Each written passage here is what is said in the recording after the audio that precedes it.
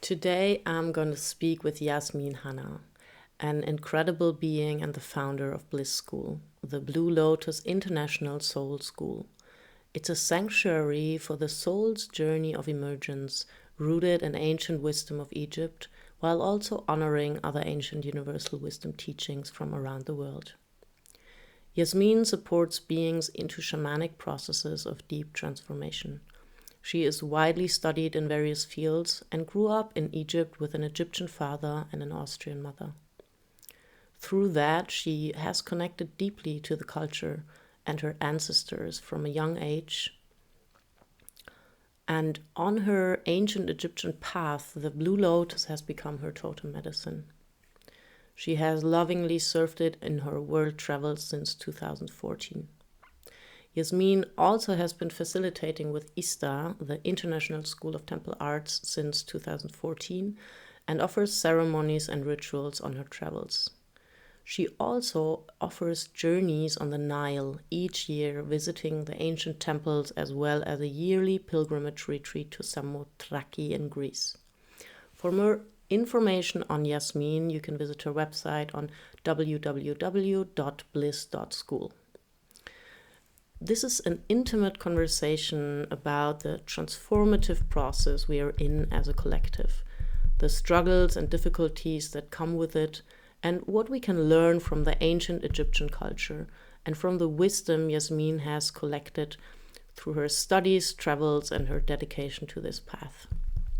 We speak about the importance of emotional alchemy in these times, the importance of being in the mud and really alchemizing our emotions to then rise from an embodied sense into action. We speak about the importance of community in these times and the need to be grounded, held, and nourished in community spaces. Jasmeen wants to support the landing of a new culture that feeds from ancient knowledge and wisdom keepers. She herself is in this moment in the process of landing a temple village in her homeland, Egypt. Enjoy the conversation.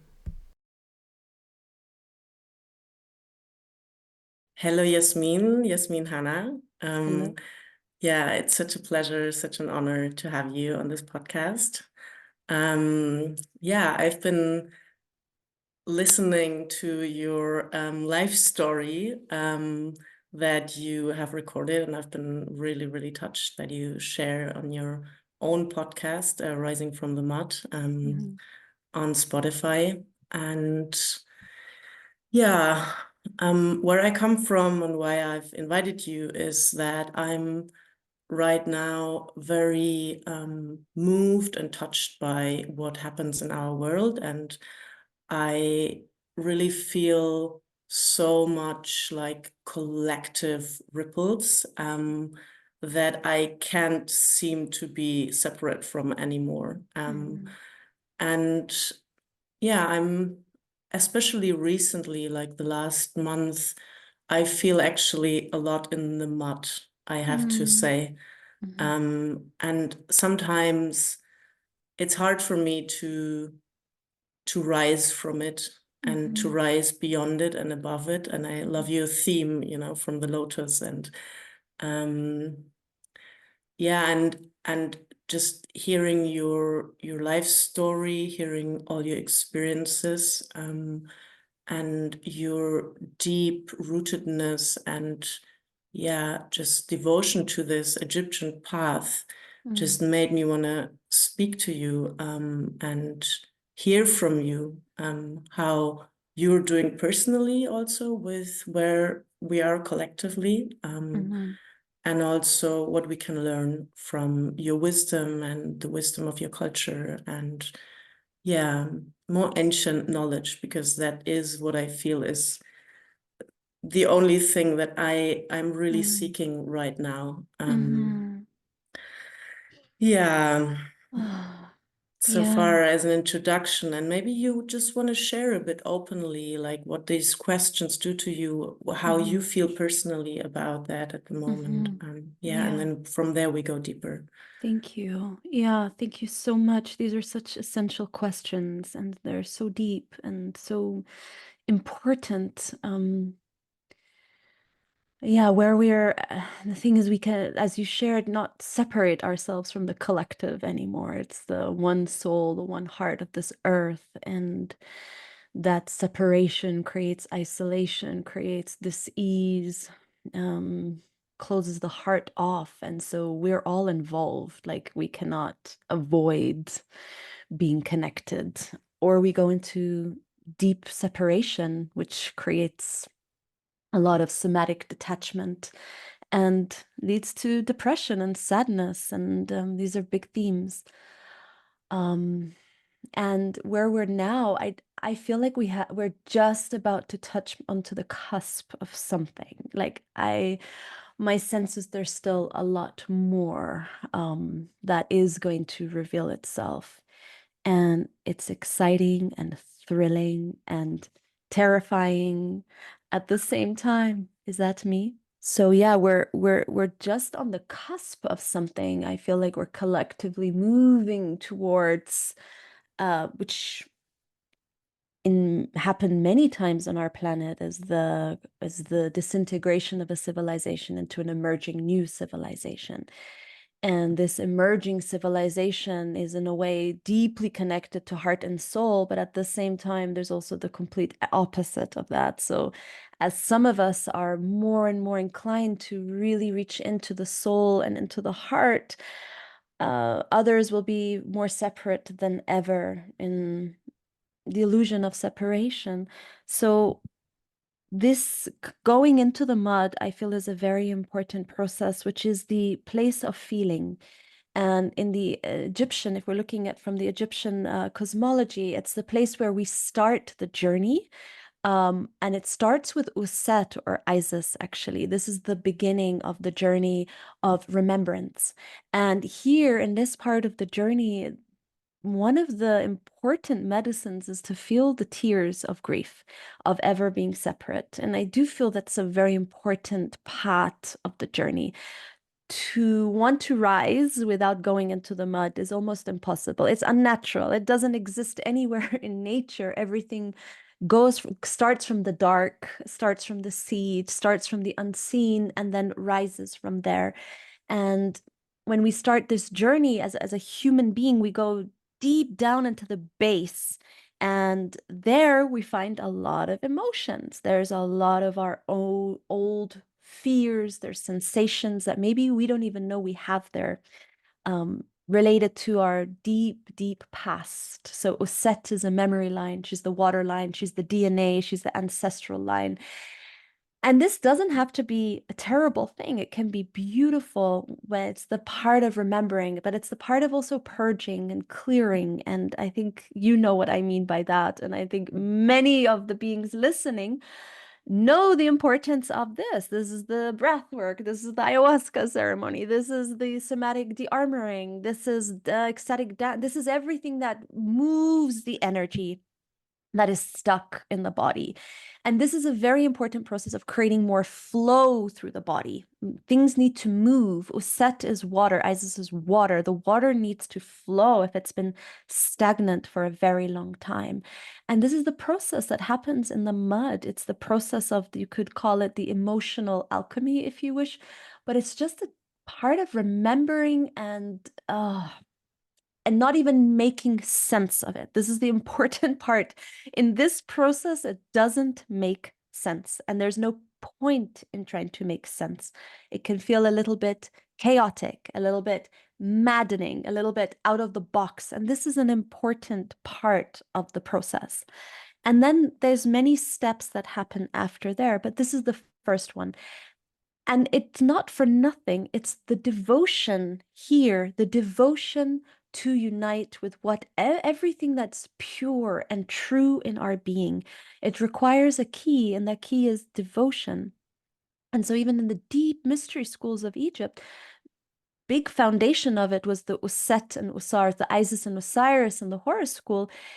It's the devotion. It's the beginning of the path. We cannot not be devoted. The devotion is the fuel. It's the fire. It's the energy.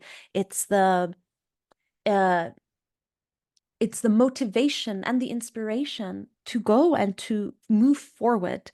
out from being stuck and being in a state of maybe freeze or terror or just heaviness and sluggishness into a state where we can start to feel creation, creative energy flowing through. It requires a devotion. There has to be enough willpower, but in the feminine, that's devotion. And it comes from deep inside our lower belly, heart, soul, core devotion to wanting to rise. That's an important thing to want to. And it's not just optimism, it's a knowing, a deep knowing that everything moves from one state to another. It's the law of nature, and inevitably something will move from that into something else. And if there's heart and love behind it, it's bound to be full of beauty. It's bound to be real and authentic. Yeah, thank you very much.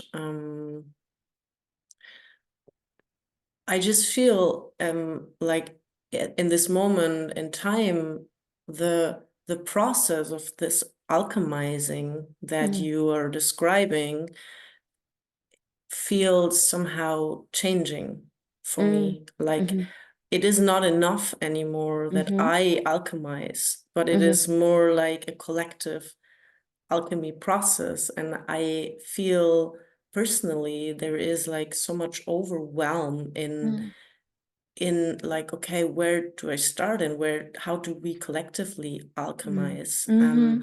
And and and I feel for me personally, I need at this moment this we rise together somewhere. Like Yes. I can't rise alone Yes. anymore somewhere. Somehow it's like my mind doesn't allow this thought anymore. Or it's not enough. And yeah, I don't know if you have like pieces of wisdom for me. It was very, very beautiful that you said the process of alchemy is not the place where you make sense.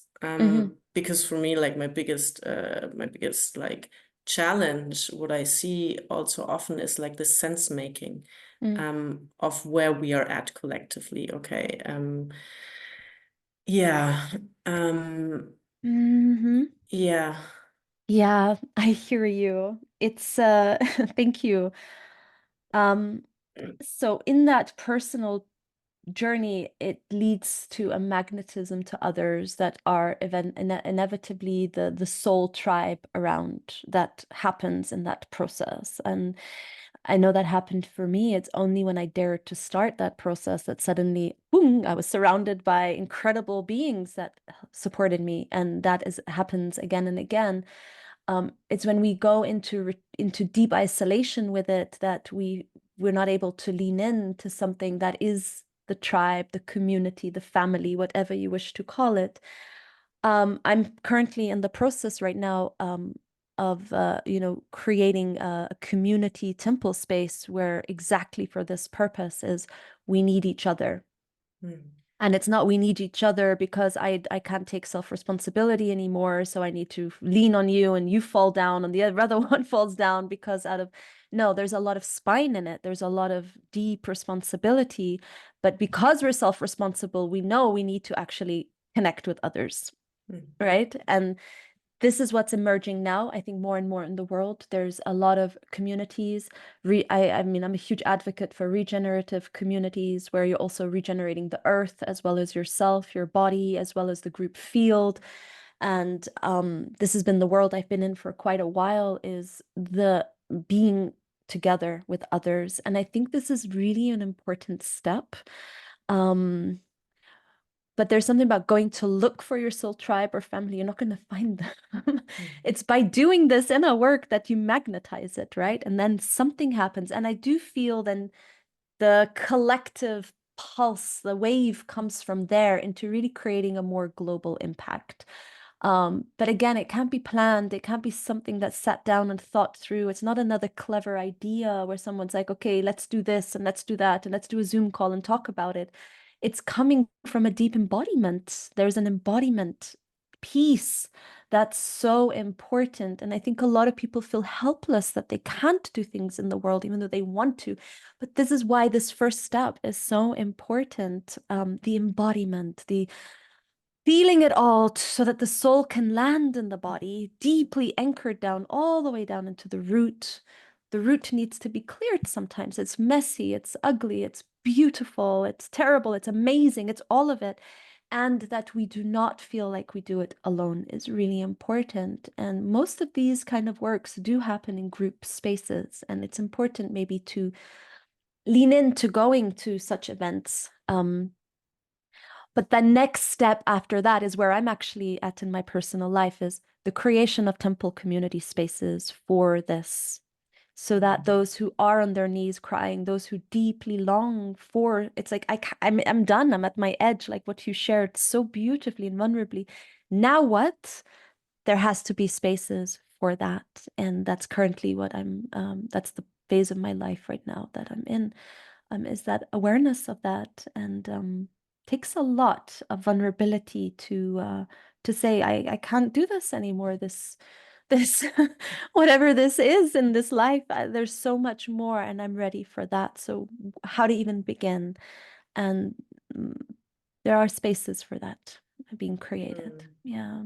That are not just about having a good time with your community family, but it's like, how do we actually create deeper impact on political systems, economical systems? I mean, this is what I feel is important, is like that we plug into what is a current model and infuse it with a new soul pulse that is so important in these systems that rule our world. Yeah. Yeah, thank you so much. Yeah, this is exactly the purpose of this podcast, or of this creation, to tap into individuals or fields that want to awaken this pulse Yeah. in group spaces, and also to give people, because what I see a lot in spiritual communities is that we do the alchemization, but it never stops, and people are not somehow not able to take action. It feels not enough people can or manage to take this step forward. Yeah, and I think that's a big desire I have, to push a little bit, or to support, or to hold space, or yeah. And I maybe you have an insight on that, like this. You say you entered into this phase, and I see you creating incredibly powerfully, and somewhere you take this energy and this drive from. And yeah, how to take this step, because the alchemy, I feel a lot, at least people Yeah. around me do a lot. Yeah. Yeah. Yeah. This is the beauty of like, for me, the blue lotus as a totem is, in some way, it's like, yeah, there has to be enough of a fire that pushes, enough of a will power. And this is what happens after we move out of the Osset phase. We move more into the pulse of the heart, which is willpower, which is like that inner young masculine inside of us that needs to actually stand up and fight a good fight. And I mean that in a positive, it's like, in a way, stand up and fight a good fight, whether it's our own belittling mind, our own self-criticism, but also then after that saying, no, I'm here and I care enough to make a stand for what maybe doesn't have a voice in the world, what for the innocent, or even just that my voice matters. This is an important step, but if it's pushed, it comes from a very immature place that still hasn't matured yet in the mud enough. And so I hear you. I hear that conflict of like, no, why is it not happening? And at the same time, like, how does it, that fire? But there is also this, the fire needs earth and water. The fire needs to ground.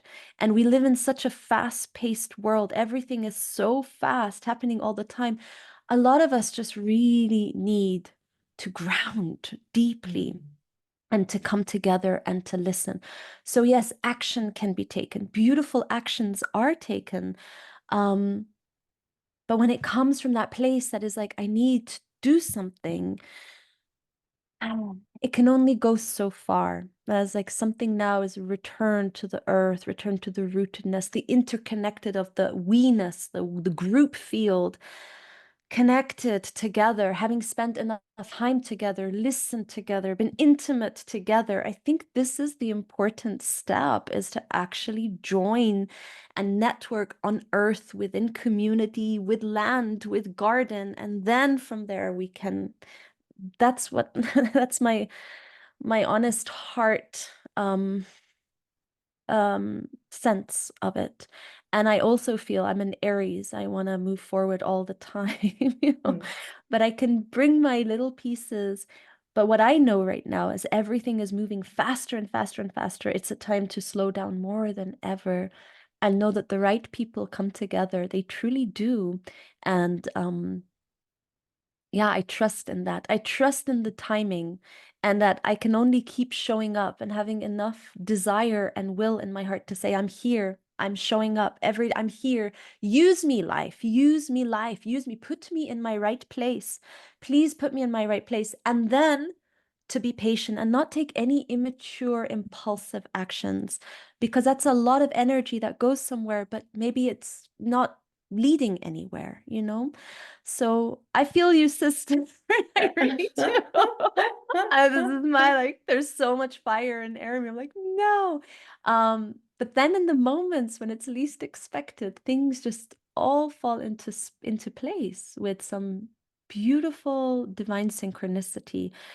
And things, I have this trust that allowing nature to like to use my body, nature knows exactly what to do. It's like to keep emptying the vessel and keep saying, okay, use me, use me. That was my deepest prayer in my early 20s. I walked around all the time, just use me. Use me, please. I don't want to be here like as me. I just want to be used, you know? Like, Yes. it's one of the deepest prayers. And every time those deep moments come, it's like, okay. And then something beyond what I could have planned or my expectation, I'm put into my right place. So that's a deep prayer. Mm. Use me, life, use this divine intelligence that's more intelligent than any plan I have. Just, I'm here. I'm open. I'm surrendered. Just take me. Use me. Yeah. Mm. Yeah. Thank And you. and my sense is in the next years, many of us are going to be put in our right place fast.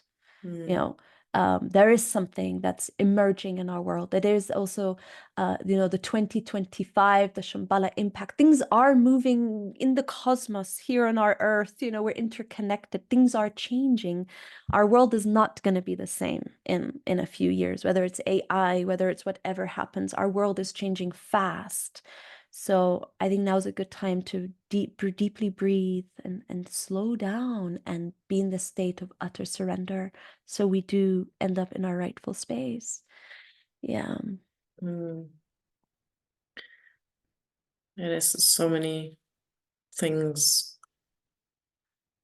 I can go into from here. I think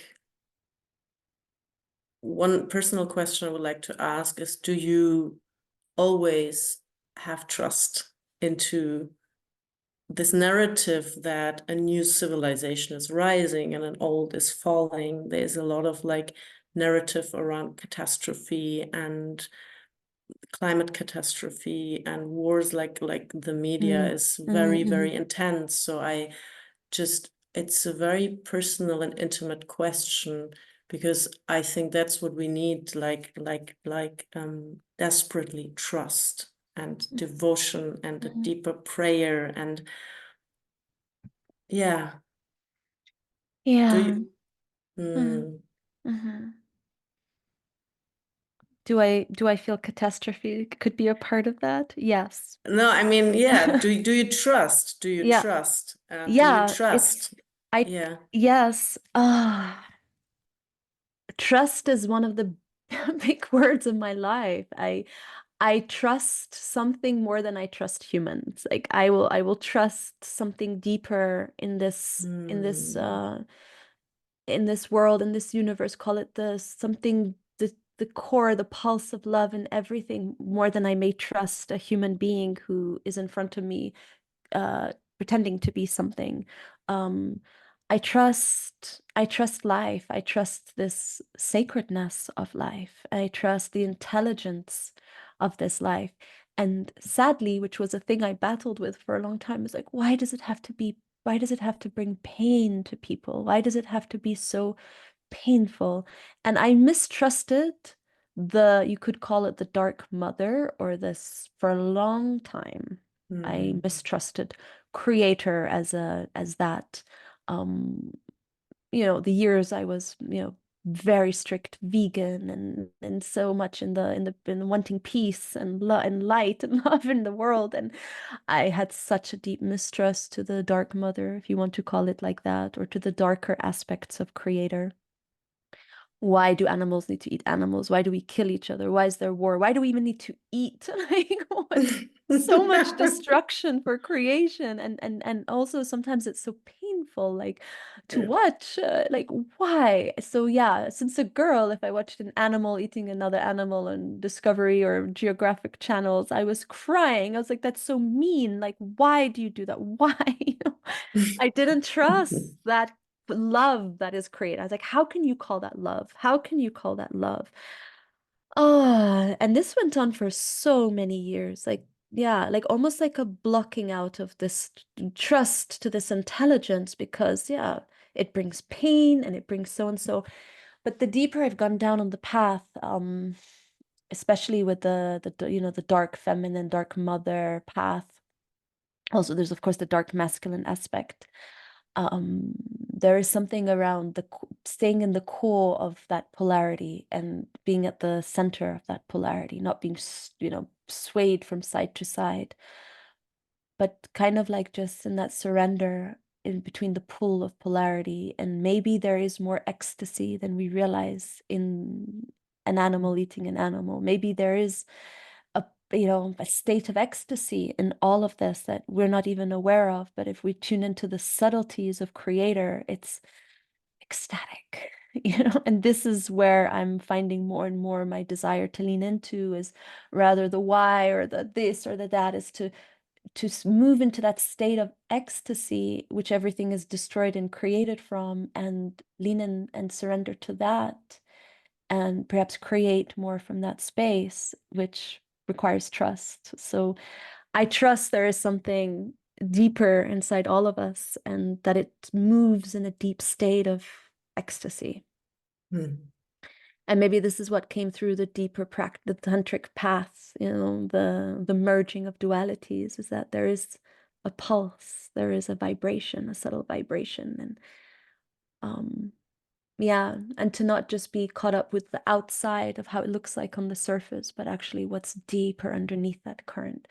So to answer your question, I feel like I have no choice but to trust right now. There's no other option. It's not anymore. It's to trust. That's it. I'm digging some very, what could look like very bold or risky moves at this moment, and I have to trust that there's something wiser than me moving. Yeah. And I'm moving to Egypt in a few days, actually. Like, I'm moving there and building my home there now, so that's a big thing. And a lady asked me recently, "Oh, right now where there could be a potential of war, like now you move back?" And as I felt into it, I was like, "Oh yeah, especially now is the time to move back." It's not because I have this thing where, oh, I want to see pain or I want to be, no, a part of me is terrified, but another part of me knows that this is exactly the space and time to be back and to land sanctuary on earth, a place for this moment in time. These are where the temples start to emerge. These are where the mystery schools start to come back to earth. This is now the most important time, Yeah. Wow. Yeah. Thank you. Um, maybe you if you're open, because you share these bold moves, I anyways wanted to go into this direction. Like, can you share a little bit about this move to Egypt, to go back to your roots, and also to go back to, yeah, a society that has been also very challenging for you, as I heard you, and at the same time, yeah, is the source of your devotion and love. How is the landscape in Egypt where you're going to move, where you're setting up this school, this temple? Like, I want to feel it, grasp it with my body a bit more. Like, yeah. Yeah, it's on tribal land. Yeah, I'm not sharing this publicly, actually. The place, the location, if people are interested, they need to reach out personally. I'm not giving away any names on social media or anything like that. It's really for those who are super, wanting to come, they have access to that. So the landscape is it's ancient temple land, and this is it's a place where for thousands of years pilgrims came, um and so it's the whole land is infused with ancient prayer and devotion, and that whole civilization also fell at some point, and so um but there's that depth of prayer and that depth of devotion and pilgrimage and healing and desire for healing, and the yearning and the longing is still there. It never left, because that's what it's for. It's a place for pilgrimage, for the longing of the soul to be heard. And so it's to recreate, or not even just to reinvite that quality back for those who, as you shared so deeply, like, what now? Like, I'm longing for the next stage of this evolution.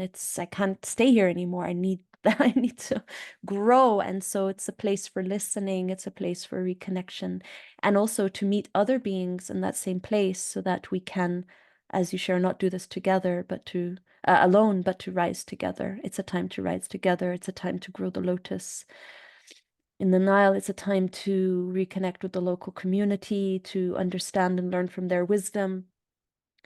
I mean, some of the greatest teachers have just been, devout Sufis in Egypt that I've spent many conversations with, and many beautiful evenings and dance. And I've learned more from them than I honestly have from anyone else, because that's where something landed for me. And so, um, to learn also from other cultures, maybe people who don't have any social media profiles and are not active, but there's a lot to learn from local indigenous people. And I think this is a really important time now to listen to the people of land, and whether, for me in this case, it would be this land in Egypt, and for anyone else who visits there. But there's other also lands all over the world, and there's wisdom keepers who are just beings who are grounded on that earth, who, just by speaking to them, a lot is opened and shared. I feel it's really important to have more connection to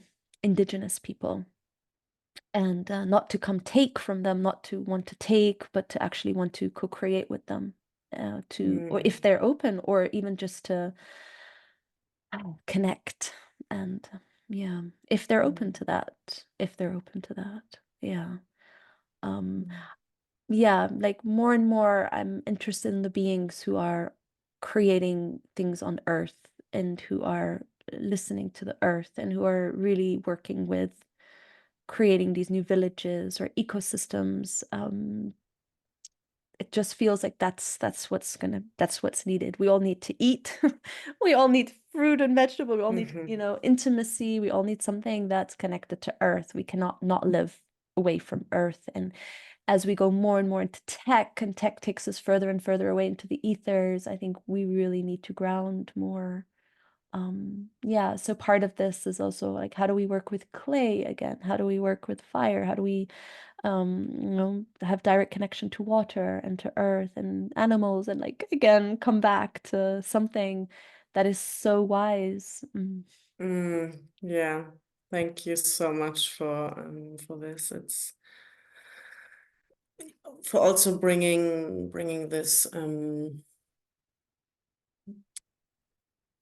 this difference between a social media world and also narratives that are created a little bit disconnected in the air, and almost like a whole reality that is, yeah, disconnected. And I can also sense this like danger and this reality in my own system and body, and surrounded by all this technology. And yeah, I'm just super grateful that you bring this like realness into it. Yeah. Mm-hmm. Hmm. That's not to say technology isn't important. My sense is we will need to fuse with technology in our future to create this, if you want to call it heaven on earth, which I just see as regenerative communities and restoring earth um and blockchain is very exciting. I mean, DAO systems, decentralized systems are very exciting for our own autonomous and sovereign governance and financial systems. And I'm connected to groups like that, and always it's like, so what's the new currency? La la la la, let's create it and all of that. And I've been so in that for almost a decade that now it's like, no, let's just grow the flowers, let the flowers show us, like let's grow blue lotus and let the flower whisper to us what these new uh, systems of prosperity look like, or systems of governance that really support people to be more sovereign and responsible and in trust. And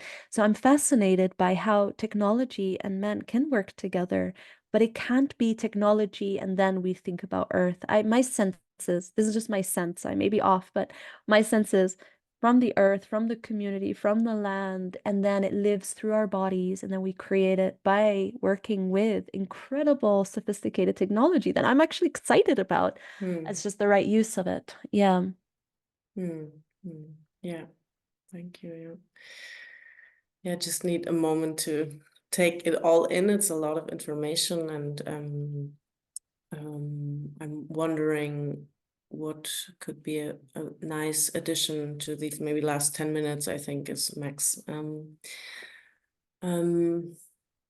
I'm I'm very curious about these wisdom keepers you're speaking about, maybe the Sufis of your land. And sometimes I wonder, here on my land, where are they? And I'm from Germany. You're also on German ground right now. And um, yeah, a part of me always seeks somewhere else for that instead of Mhm. where I am. Yeah, like projecting maybe the wisdom to an Egyptian Sufi. And I'm very curious to hear, maybe, yeah, just Mm. stories, insights from that. And at the same time, I wanna seek this wisdom on my own land, where I feel it's very hidden. And that was a part of me why I wanted to speak to you, because I was so touched by this like devotion that you have been birthed into, and that I have been really missing in my own culture, in my own family. Yeah, and it's almost a little bit artificial to dedicate to ceremony and prayer Mm. here. Yeah, I'm not sure what is my question, but I just wanna, how can we reawaken devotion, and what can we learn from these ancient wisdom keepers? Yeah. Mm. Mm. Yeah, such a beautiful question. My sense is that the more simple it is, the more true it is. Like the more simple. Like as you were sharing, my sister actually, she lives in a like she's building a community space in Germany, very small. And part of the elder, who is the next door lady, the next door neighbor, lady, the next door neighbor, who's like maybe an elderly woman. She's already an elder. And every, so often she comes, they have cake and they have some tea and they just sit and have a circle. And that's all that happens. But her eldership, she also is there when anyone has a deep problem. My sister's like, she's helped us so much. When people have difficulties, and so that can be so simple. It can be the lady next door who's always lived there, never left, has seen every season come and go, a cup of tea and a leaning in to her, and something can open. I think these wisdom keepers are less glamorous than we think. You know, like when I say a Sufi, it sounds glamorous because that's what they would look like. But actually, it's just actually one is a local apothecary. He has a local apothecary, like apothecary. He does herbal tea, stuff like that. And the other is actually a lawyer that supports his community, and the poor people who don't, who cannot afford a lawyer. He steps in, and so I mean, this is the community I'm sharing up. They're not God, they don't wave a staff and magical things happen. But they but they have a deep impact on the people in their community that I've seen. And I think this is where we get lost sometimes, is we want things to look like really glamorous and really big and shiny and have massive magical powers and a huge, huge, huge following, and then it's somehow that's amazing, right? Rather than that lady next door or that man in that shop or that wisdom or that old man who those little moments, I feel for me have been my direct connection to something really deep and wise and of the earth. And then, of course, there are incredible other beings who have, it's more with a lot more fire and a lot more intensity, and they really move things in the world, and there's really more movers and shakers, and yeah, so there are those too. But when it comes to, I think it's also not dismissing the people of wisdom that are simple and have profound depth that we can miss because we're looking for what's intense and big and you know um yeah. And I think it's good to have a bit of both, to have that connection with that simplicity. And ultimately, even anywhere where there is an intense energy that's saying, let's move, if it isn't leading to simplicity, I don't know if I trust it so much anymore. Like, Yeah. it has to lead to a state of simplicity where things are not complicated, but actually, it's that simple and it makes sense. Like, in that case, it does make sense to move forward with whatever is being created from there. Yeah.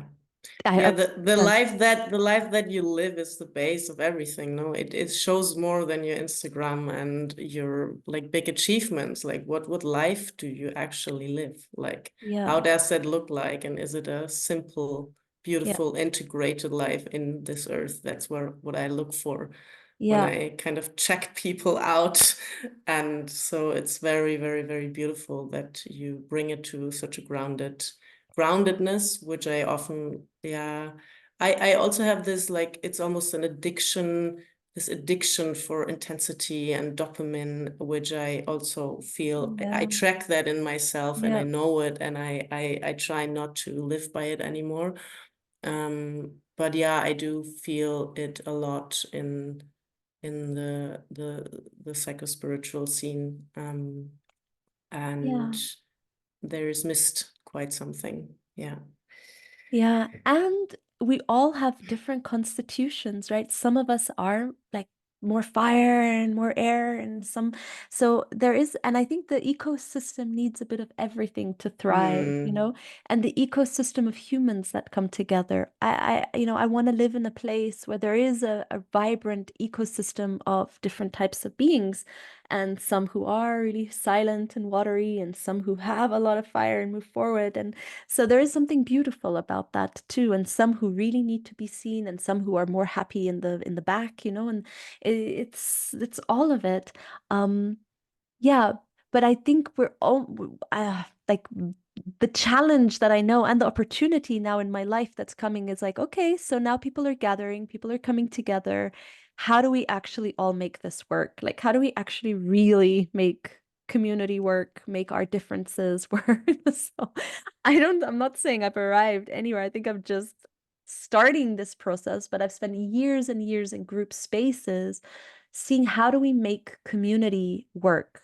And I think respect is very important, that we actually really respect ourselves and each other.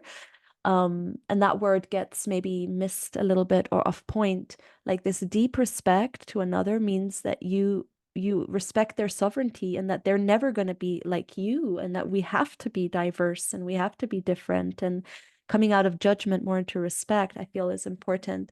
And there's so many other things, but I think that's a whole other topic to open, is how do we actually do this? Like, and the personal comes again, the relational comes in again, our wounds come in again, and it all comes back to the beginning, which is self-responsibility by moving with emotional alchemy.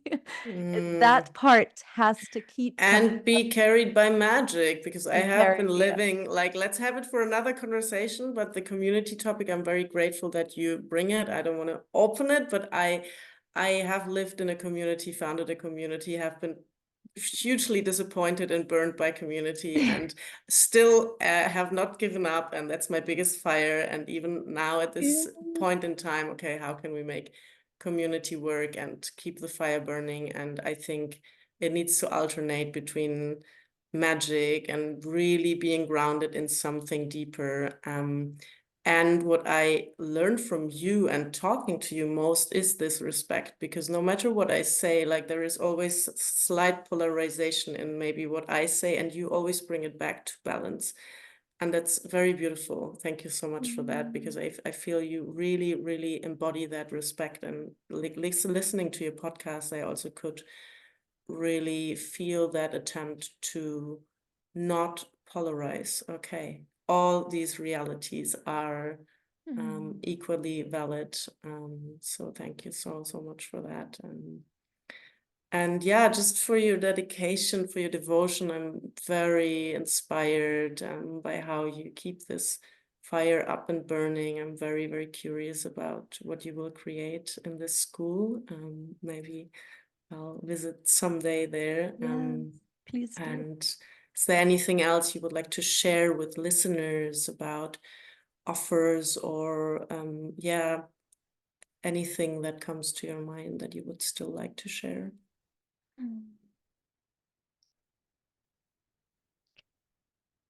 Yeah, the final thing will be there's devotion, but we didn't move up to the next or deeper to the next stages, is also keeping the vision alive. Like, vision has been so important. To see something so exquisitely beautiful and to be devoted to that, even if it's not here yet, to see it already, to feel it. Everything in my life has opened up because I saw something, and whether it's really clear in my inner worlds or even just a little bit there, but to believe in that so strongly, we have a tremendous power as co-creators with with life, with the intelligence that is creator. And vision, or and if for those who are not so visual, is keeping that, if you want to call it, dream alive.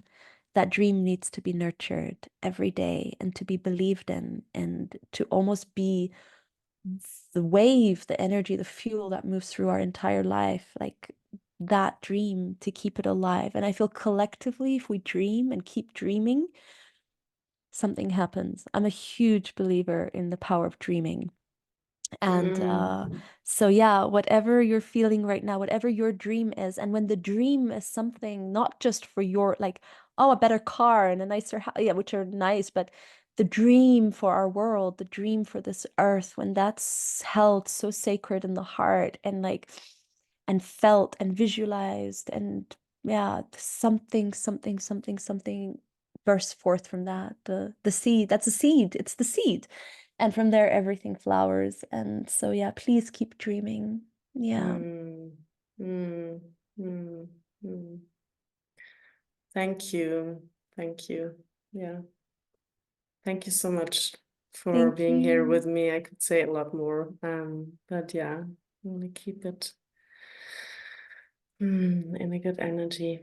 Thank Um, you for your important questions. I really enjoyed this podcast, and I appreciate you, and I appreciate everything that you've asked. And obviously, I haven't heard much about your life, but I can tell that you're very sincere and very committed and dedicated also. deeply to something meaningful. And I feel you there and meet you there. And thank you. Thank you so And I hope much, to see Jasmeen. you. Come Yes, I visit. hope to see you too. Yes, Yeah. that would be so lovely. Thank you. I wish you all the best for your move. And yeah, I'll see you next time. See you. Yeah. Bye bye. Bye.